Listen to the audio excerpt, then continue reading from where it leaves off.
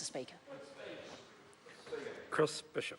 Thank you very much, Mr Speaker. I want to go right back to the start of this general debate and Mr Tabato's speech, because what Fletcher Tabato said in his speech was that this was a government that was obsessed with the 1980s. Well, irony of ironies, because the parties, sir, in this House that want to wind the clock back to the halcyon age of the past are in fact the parties opposite, Labour and the Greens and New Zealand First, who want to wind the clock back to the 1970s when New Zealand was opposed to free trade, when New Zealand was hostile to migration, to foreign capital and to foreign labour, and when we had a government that was statist, that thought that government had the solution to all our social problems. And it's a sad irony, sir, of today's situation that it's the so-called progressive parties opposite, Labour and the Greens, sir, that want to hark back to the past, that don't want to take New Zealand forward, but want to go back to a time. And they need to realise, sir, that the halcyon age of New Zealand in the 1970s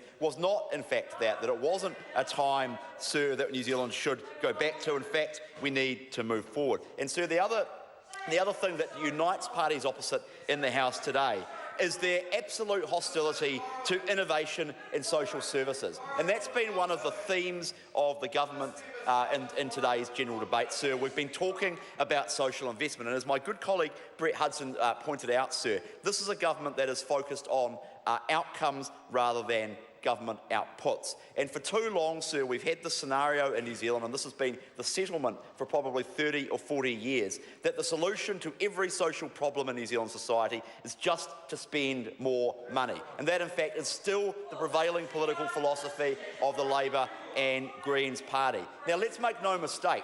As a government, we are prepared to spend more money where we can get outcomes that make a difference. But what we are not prepared to do is just shovel taxpayers' dollars out the door to organisations or to government programs or to NGOs or to bureaucrats or anyone that receives government cash with the idea, with basically the idea of hope, that we'll just shovel money to these organisations based on the assumption that they will be able to do something about it. We've got to invest, sir, where we know that it will make a difference. And that actually is a giant upending of the traditional orthodoxy of the way in which governments think about the way in which they spend money. So we are prepared, as Anne Tolley and Hekia Parada and Bill English have said, we are prepared to spend money where it will make a difference. But what we are not prepared to do is just to shovel money out the door on the basis that it will end up going to some useful end. We want to critically analyse proposals. We want to use data. We want to actually base investment decisions based on evidence. And the thing is, now with technology and with the integrated data set, we have all that information. So we need to make use of it. We need to break down those barriers, those silos between different government agencies, sir, and make our investment decisions based on that.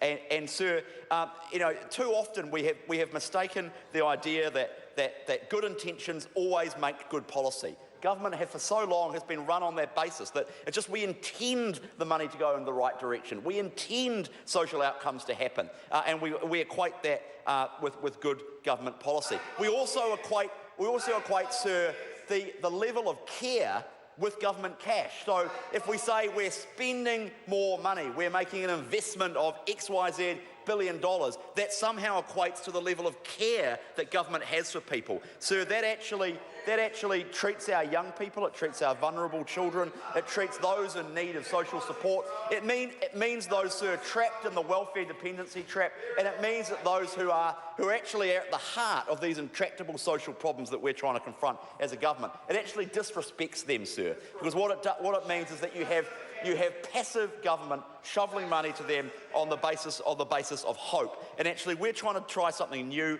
as a government in the ways I've already mentioned. And actually, we're not opposed to innovation in social services. We're prepared to try something new. We're prepared to do whānau ora. We're prepared to do social sector trials. We're prepared to have a look at charter schools and our partnership schools, because too long. There's been a long tail of underachievement by Maori and Pacifica children in particular in our schools. And actually there are people out there in the community who don't think government has all the answers. Actually there are people in civil society, in the social sector, who have ideas about how to confront these problems. And why would we not, as a government, want to back them? Why would we not want to back the people up in Northland at the charter school up there, or the people in South Auckland at South Auckland Middle School, backing our young people and trying to succeed? This is a government focused on innovation, not status solutions.